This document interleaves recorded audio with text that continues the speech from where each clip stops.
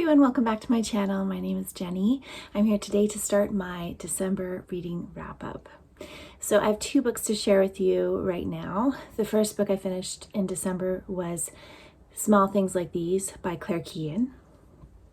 I first started hearing about this book last year, I believe, when it was nominated and potentially even shortlisted for the Booker Prize, and everyone hyped it up quite a bit. I did hear of a few people that didn't like it, but because it was set at Christmas time, I thought it would be a nice book to save for this time of year. And so I listened to this on audio and I really enjoyed it. It is very short. It feels very much like a short story when you're listening to it. And it is very well put together in terms of your main character, who is living a little life in a small Irish town, and he has 5 daughters, and he is, grew up at the benefit of a wealthy lady who kept his mother on even when she was pregnant out of wedlock and gave birth to him. And he grew up with a lot of generosity and a lot of love, and he knows that that is really just a matter of circumstance, and that his circumstances and luck could have been very different, and his life could have been very different based on that. And so when the story opens, he's very much appreciative of his life, his 5 daughters, his wife. He runs a coal and wood supply service, so he delivers fuel to people for their stoves to keep them warm. And so his job is very much something that he feels serves the community, and he knows the community. And while he's on a delivery one day, some things come to light for him. And these things change his perception of the world. So I think this book is really about how easy it is for one thing to shift your perspective of something you've always believed, and what can happen when that perspective is shifted. Because it's such a short book, I don't really want to tell you more details about it if you haven't read it, because I think it would potentially ruin the story for you. I think it's better to uncover all those other details when you're reading it. So I did really enjoy it, and I will definitely read her next book that came out, I think, in 2020, this year in 2023, I think, called Foster. So yeah, it was really great to, I always find when books are very hyped that I am nervous about reading them because I don't want to be in the minority. And in this one, I think I am with the majority. I think it was a very successful and interesting book. Okay, so the other book I wanted to talk to you about today is The Wolves of Winter by Tyrell Johnson. This is a book that I read for my Reading Across Canada project, and it was my final book.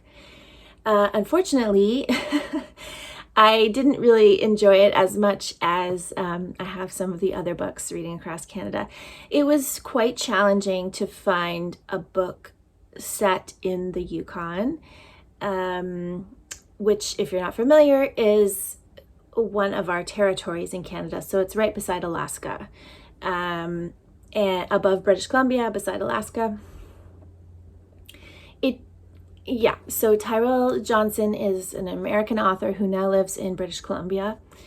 And I don't think that the Yukon is not really featured specifically as a setting, as a character in the book. So sometimes when you have a book set in a certain place, it kind of becomes a character. And while the setting of where they are is very important for the plot of the story, I think in terms of what unfolds in the story, it could have been in any kind of wintry, isolated place. It's really about isolation, survival. So this is a post-apocalyptic story. There was a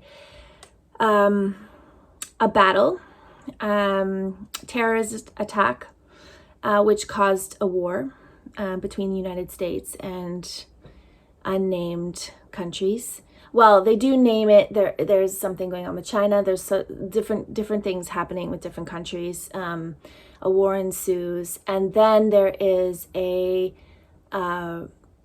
flu released as a weapon, which of course causes mass death. And so that is your premise for what happens to Lynn, who is our main character, who is living in the Yukon with her mother, brother, a family friend, and another young man.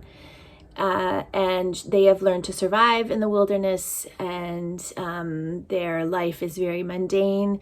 There's no longer electricity, like things that, are 21st century. There's no internet, that all the things, the world is collapsed essentially. They are not accessible anymore to the general public, and the population is obviously much smaller than it used to be. So that is it's a very plot-driven book. The characters are, to me, a little bit flimsy. They don't have a lot of substance to them. The writing style is very, very readable, very accessible to anyone. This is definitely not literary, so which is fine, which made it, very quick to read. But for me, I needed a little bit more substance to the story. I needed a little bit more depth to the characters, a little bit more of a finesse in the language to make it, suit my tastes. And it has a trope in here, the girl who misses her father who's passed away. And I don't know. I think I may have read too many books with this trope, this girl and her dad kind of thing. And I found that a little bit, stereotypical, or a little bit, just repetitive. It was a lot of repetition. It was I find with these types of books, which are so plot heavy, that they just whenever the characters are introspective, they're always introspective about the same things, and so it becomes kind of repetitive and boring. The pace is pretty fast. Things keep moving. There's a good amount of action. I'm not exactly sure what the title is all about. I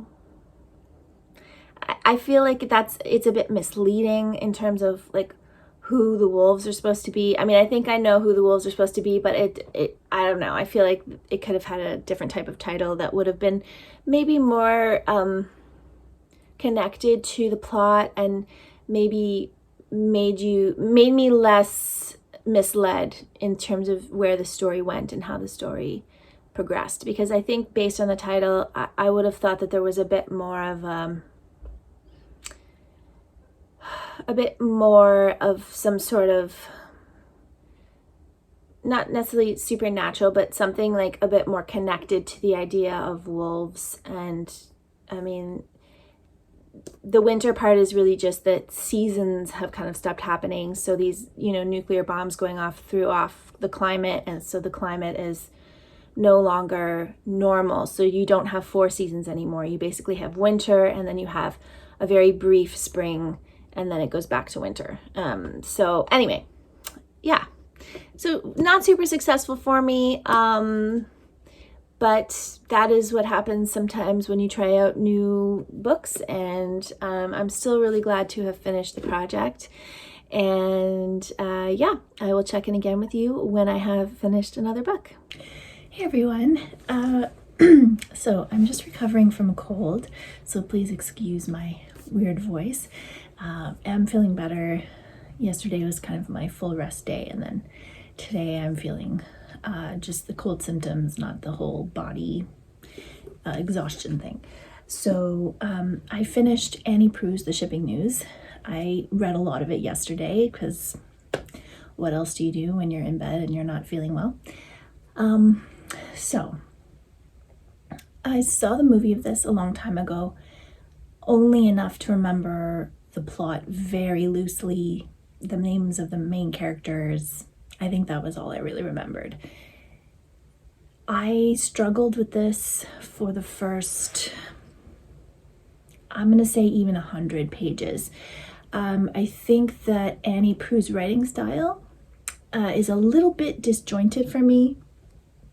There are some times where she makes her sentences super short in description. And to me, at times, they were a little too short because they were such abrupt changes in they were so abrupt that I struggled to know what she was saying, and I had to read the sentence again. So I found that to be off-putting, and it lasted like at least 100 pages. The thing that brought me through the book was the character of Coyle, who I just don't think you see characters like him in fiction very much. A single dad who really cares about his kids and wants to, give them the best life, and didn't have a great childhood himself, and never felt like he like he's definitely an underdog who's never had a break type of person. But somehow Annie Proulx was able to construct him without being too he was self-deprecating, but he didn't wallow in his misfortune. He just kind of took it on the chin, and she does talk about his chin a lot. So I feel like she uses a lot of metaphor and call outs to things, which sometimes she explains in the story and sometimes she doesn't. So there'll be characters who are forced to endure something, and you wonder, oh, that's interesting because they have this other connection to this thing. And then she'll sometimes say, yes, that's what I was trying to tell you. And then in other times it's just very subtle, which I really liked. I liked the description of Newfoundland. I'm trying to think about it, and I don't think I've read a ton of books set in Newfoundland. So this is my second this year. I read Small Game Hunting at the local Liars Gun Club. I think that's the name. Earlier this year. So very different style of novel, very different vibe.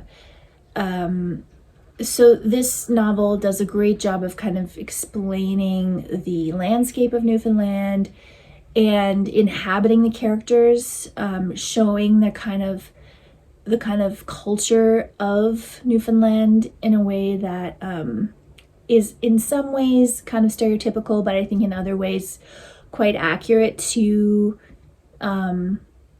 the way that settlers have evolved in Newfoundland, and all the struggles they go through around the collapse of the fisheries, people moving away, coming back. There was a lot of focus on sexual abuse in this novel, which I wasn't sure if it was being used in a kind of humorous way, which I know sounds very strange and it's hard for me to describe, but I found that a little bit problematic, because I wasn't sure why it was so important. Basically, the Shipping News is a small newspaper, and one of the writers, one of his main things that he writes about every week is, or actually it might be a daily newspaper, I can't remember, but anyway, one of the things he puts in the paper is sexual abuse cases, and he finds them from all over Newfoundland, and then he writes about them, and there's just dozens of them, and they are all terrible. And it's strange to me that it was such a recurring theme, and then not being super familiar with that, I'm not sure if that is a really bad problem in Newfoundland, but it just seemed to be a strange thing to fixate on in the way the novel was progressing. But so I did at times wonder if I should DNF the book.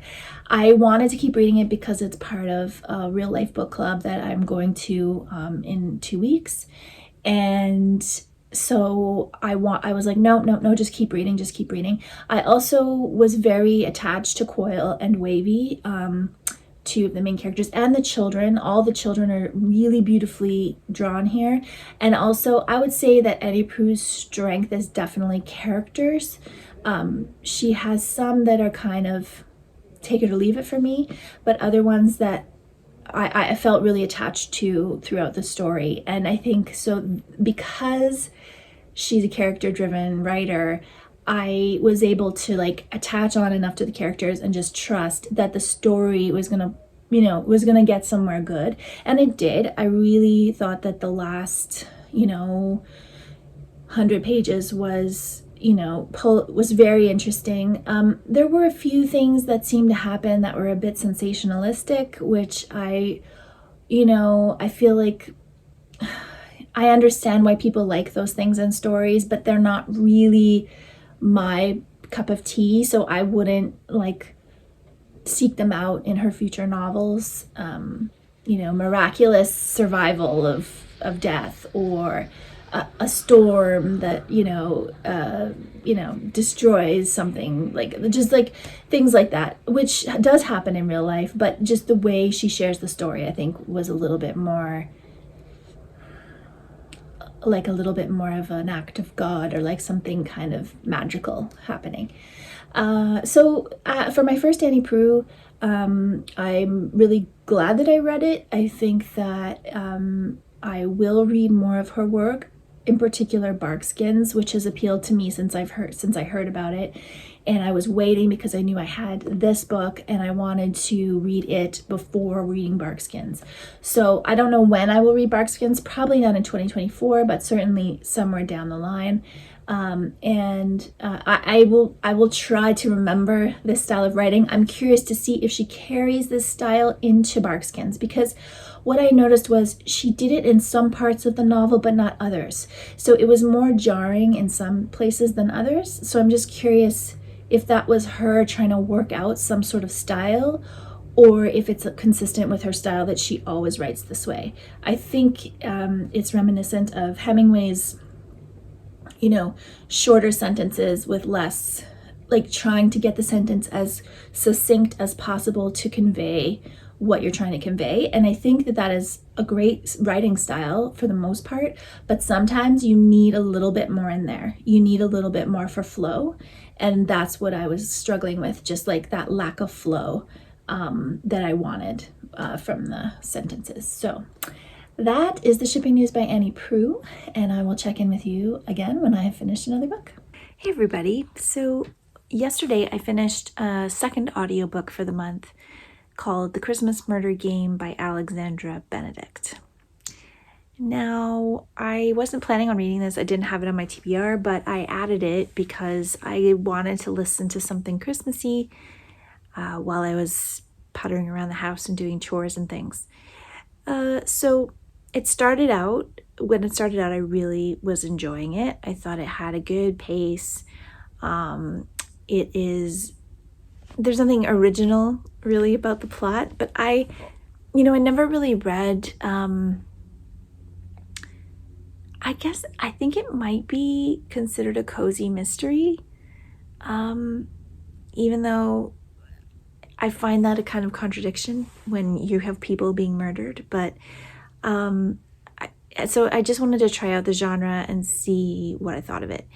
And we have our character Lily, who has lost her mother under tragic circumstances and left the home named Endgame when she was 12 with her aunt and cousins, who then became her step-siblings when her mother tragically died. And the thing is, when you're a character reader and you're reading a book like this, there's a lot of cliches that go along with the characters. Like, for some reason, all of the people in the family blamed Lily, a 12-year-old girl, for her mother committing suicide, which makes no sense.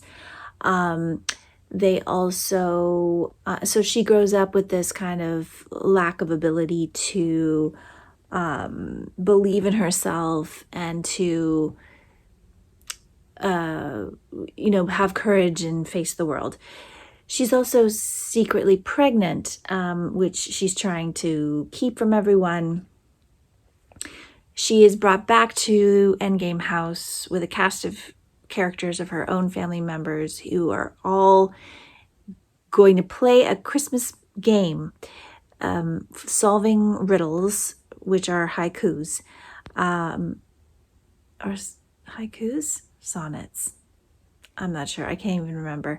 But they have to solve the clues, and then they have to find these keys, and then one of the keys is going to unlock the secret room, and then whoever unlocks the secret room gets to own the house. So it's rather convoluted. It's rather I mean, as the story progressed and people started getting murdered, and of course they were snowed in, and then there was a tree blocking the road, and then the phone lines were cut, all the things that happen when you're stranded at a house. So while I found it entertaining, I also find when I'm listening to a book like this, it's just, there's not much substance to it. There's not much that I can latch on to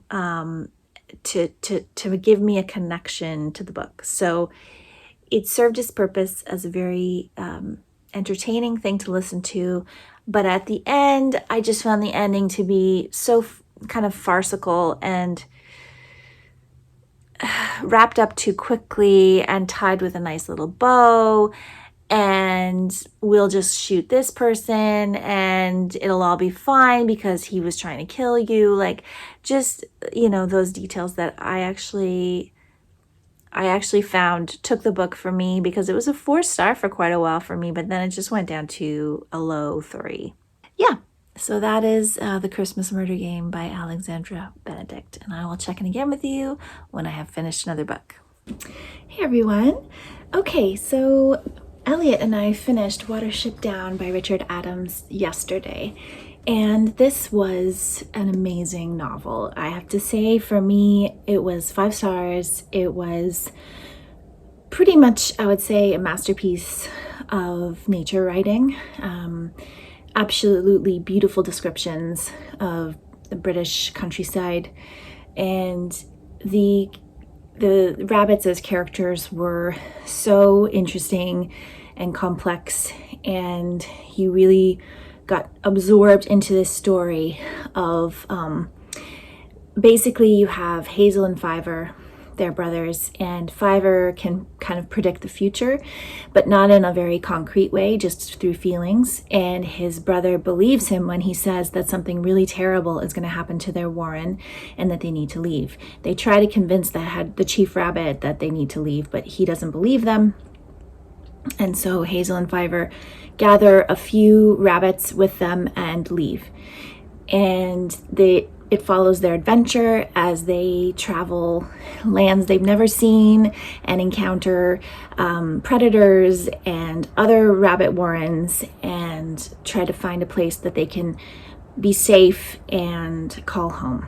And so it is, I understand why people think it's a brutal story. If you are sensitive to bad things happening to animals, then I probably wouldn't advise you to read this. But it's got these amazing characters of animals. There's a bird who's amazing in Kahar. There is like these funny banter as the animals try to talk to each other. And it talks about, military structure and battling for supremacy, and but also being brave to look at the world in a different way. It has a lot of wonderful themes in it, and while there are some very sad and harrowing things that happen to the rabbits, I think that it is just a brilliant piece of literature, and Elliot and I both thought it was just super engaging, very well written, and creates a whole world that these rabbits inhabit. And so in that way, I would compare it to The White Bone, which I read earlier this year, which does the same type of thing with elephants. So it's interesting to have read 2 books in 1 year that really take animals and give them, like, make their world come alive in a way that is just so compelling and so engaging as a read. So I'd highly recommend Watership Down, and I will check in again with you when I have finished another book. Hey everybody. So I finished Hild by Nicola Griffith yesterday. So I just wanted to check in with you about that. I really, really enjoyed this book. This reminded me a lot of Wolf Hall by Hilary Mantel, like her whole trilogy. Not in the writing style necessarily, because Hilary Mantel's writing is kind of, it's like an elevated version of this, I would say, even though I think Nicola Griffith's writing is very good, like very, very good. But what was similar about it was this kind of epic, very involved political drama of kings. And it's obviously a very different time. This is set in 7th century Britain. So you're talking about way before Henry VIII's time. So just a totally different world. And it was a world that I was very excited, like very entranced by. You know, I think one of the things that a lot of historical fiction lack is a version of the women's side of this time. So you're talking about a time where men are fighting battles, and usually the only women you would learn about are the queens, and there may be their ladies in waiting, maybe a servant, but you wouldn't really get the overall picture of the life of women. So the things that they did to make society function, and this book really goes into that. So you learn about flax production. And not in a way that's boring either. Like, you're not getting too much detail. I saw that someone actually reviewed the book and said that it was too much detail, and that Nicola Griffith was just showing off all the research she did. And I don't really agree, because to me, she was trying to show how integral women were to the function of society at this time.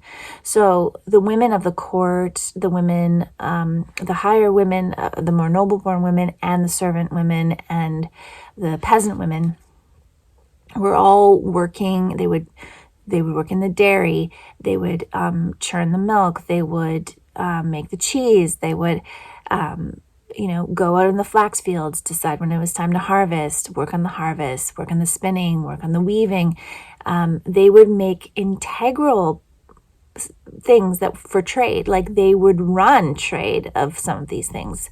So their opinions, their labor, and their influence was very, very strong.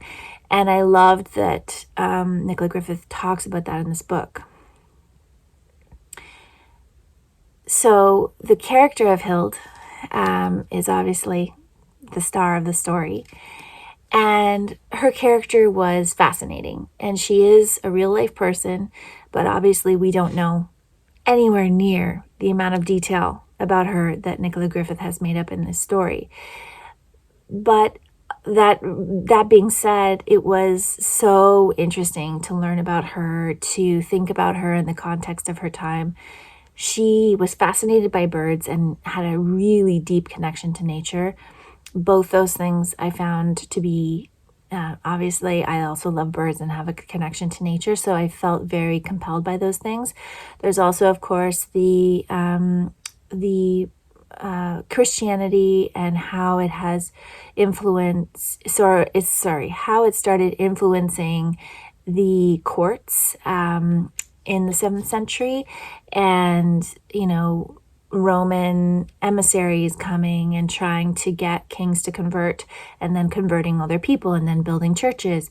And so this is happening, and Hild converts in a way that is more pragmatic. And I think that view of conversion was very interesting, because I think that the idea of religions kind of conquering each other are depicted differently sometimes, and there was a lot of pragmatism to how it was approached in this story.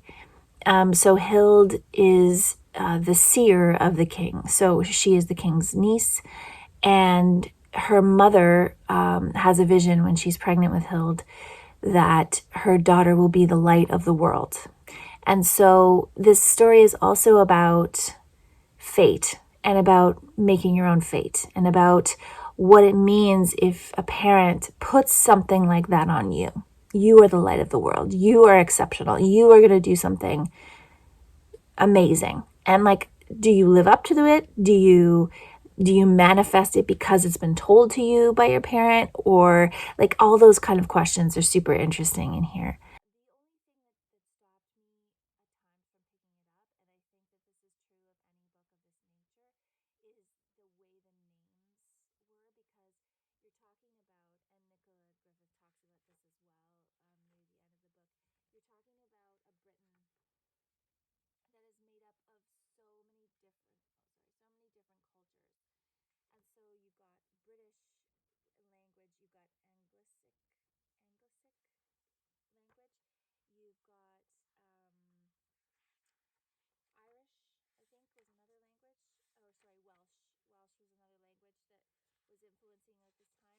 Welsh and Latin and British, ancient British, Brythonic, Old Irish. So there were just all these languages that people who were more noble would learn in order to communicate more effectively with the different factions and the different, political situations going on.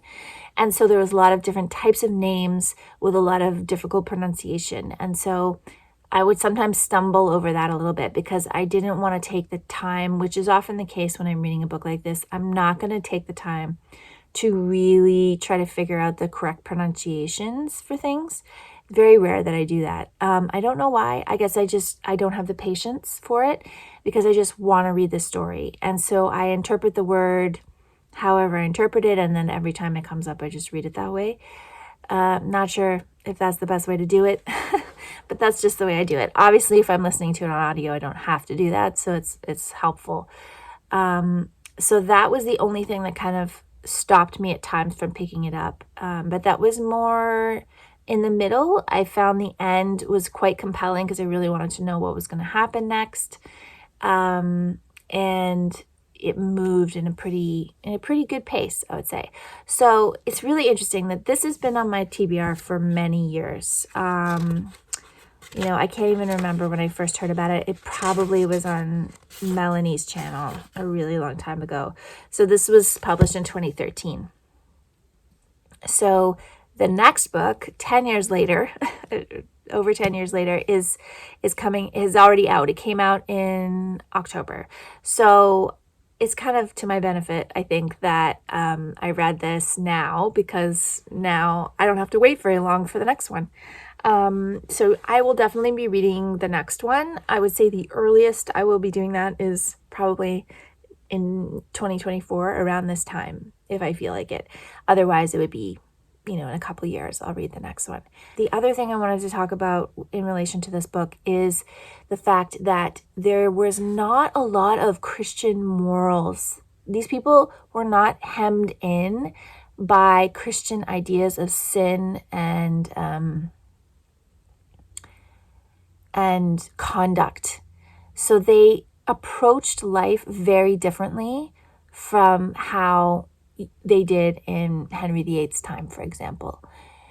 There was more freedom for women in terms of their sexuality, and there was more fluidity with gender.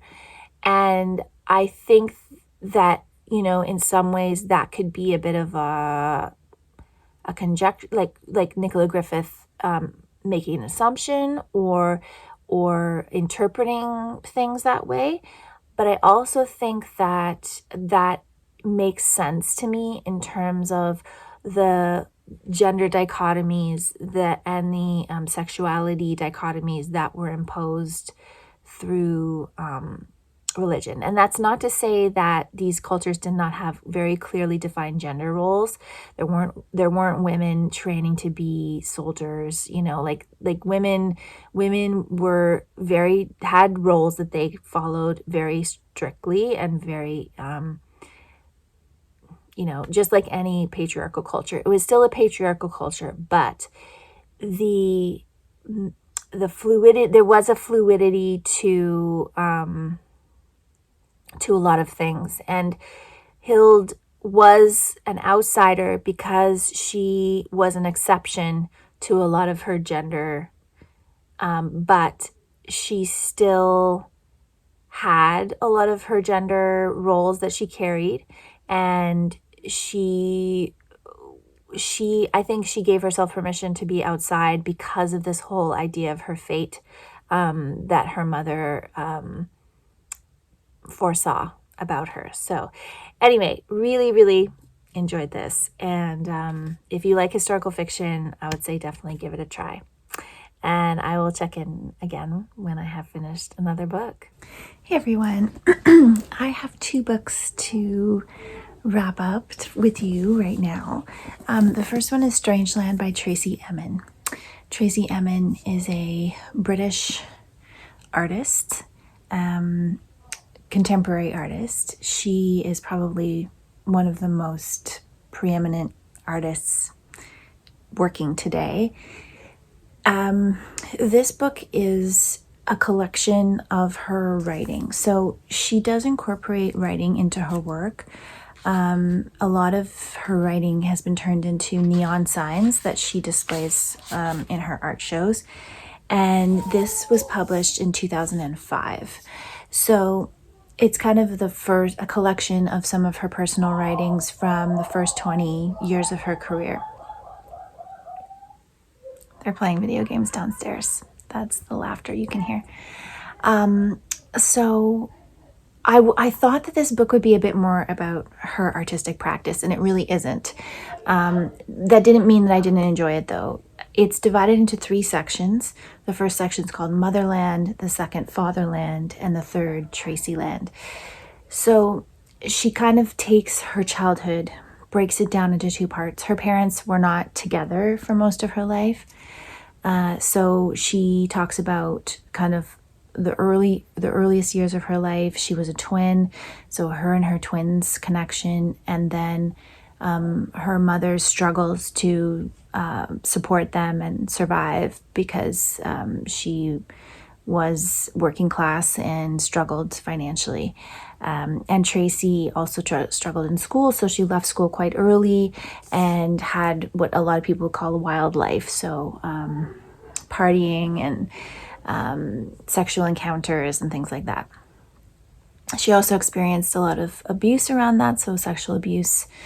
And there was a lot of obviously emotions and a lot of turmoil in her life, drama. And so these things are told in little vignette style writings. So and it's not necessarily linear. It doesn't jump around too much, I think, in the timeline, but there isn't a sense of time necessarily in each vignette. So she doesn't talk much about art in this book, which is fine, because I think you could look at this book as a piece of art. It is kind of a collection. Her work is very much about her personal experiences of the world, and so reading this is very much an experience of looking at the world through her eyes. So you can relate a lot of her if you think about a lot of her pieces, you can relate some of the experiences to the things that were outlined in this book. So I'm glad I read it, but a really interesting book to explore the kind of inner workings of an artist. And then my 75th book of 2023, I finished One More for Christmas by Sarah Morgan. So Sarah Morgan, I discovered last year when I read her novel, The Christmas Sisters, which I loved. I really enjoyed One More for Christmas. I don't think I liked it as much as The Christmas Sisters.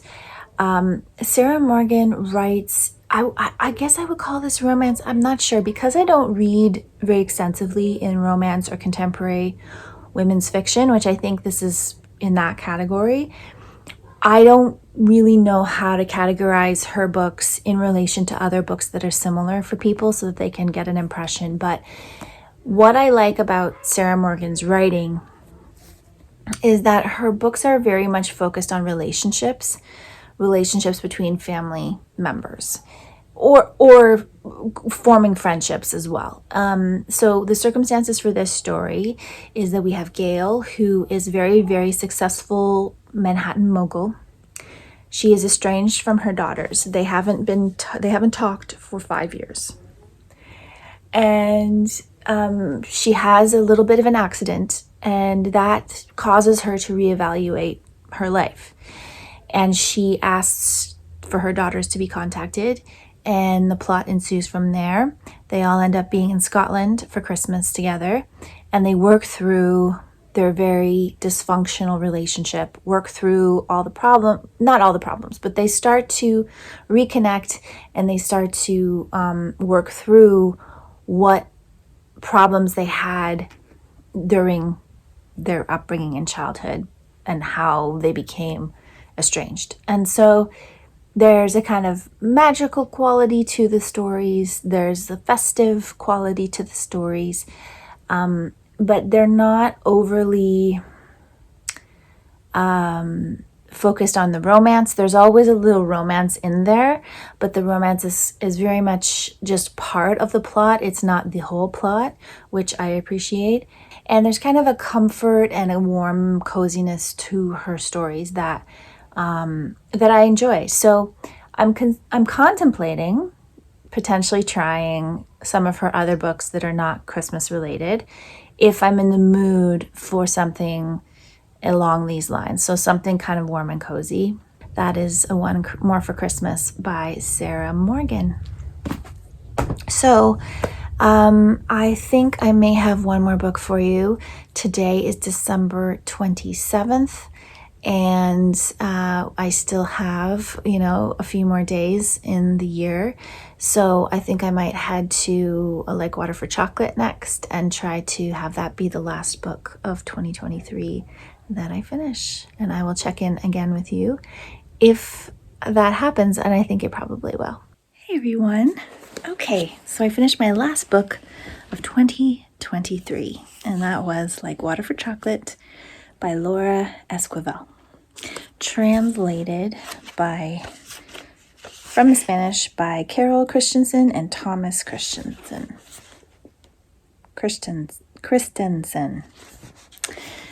Okay, so I thought this was a very charming novel, and it's told in a fairy tale-like manner. Our main character is Tita, who is the youngest daughter out of 3 daughters in a Mexican ranch, on a Mexican ranch. And the mother is very, very cold, and she runs the ranch with a lot of authority. And in their family, the youngest daughter can't marry because she has to take care of her parent in their old age. And so this becomes a problem because Tita falls in love with Pedro, and subsequently Pedro is married off to Tita's middle sister, and much of the plot ensues from there.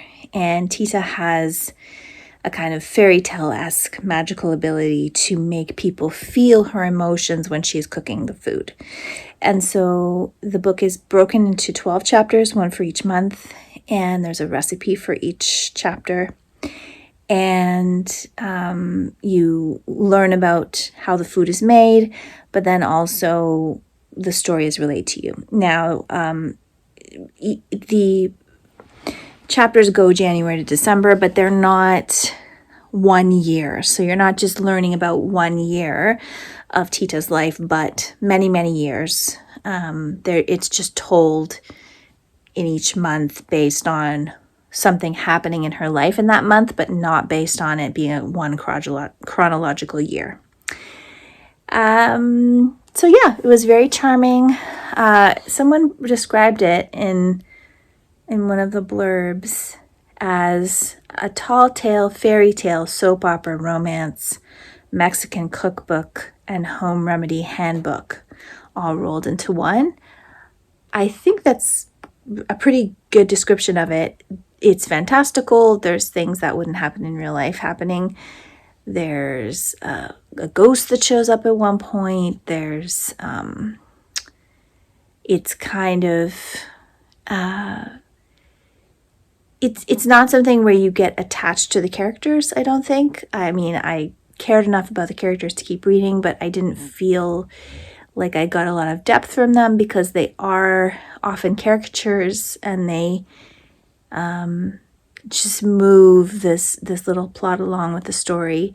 But I think in terms of a reflection of culture and something to like kind of escape into, I think this is a wonderful little novel to take you on a journey and take you outside of time and give you that kind of lovely feeling of being immersed in something that is not to escape into. I think that's how I describe it. So that is Like Water for Chocolate, and that is my final book of 2023. And I will be back again soon with another video. If you enjoy my reading wrap-ups, please consider subscribing. I do one every month for every book that I read in the month. And I will be back again soon with another video.